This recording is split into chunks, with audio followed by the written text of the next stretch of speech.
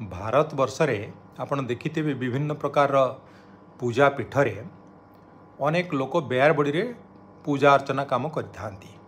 आमे सेमान को कहे पूजारी पंडा बा फड़ियारी।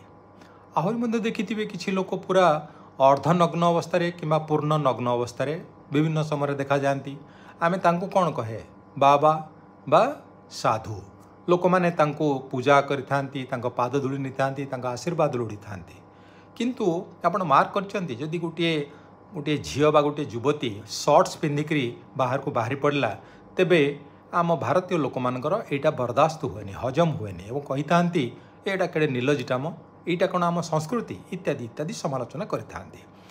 एई जो लोक माने एते समालोचना करिथांती तांकर प्रकृतिर संस्कृति जानिबा को हेले तांको मोबाइल बा तांको लैपटॉप चेक करिबा दरकार।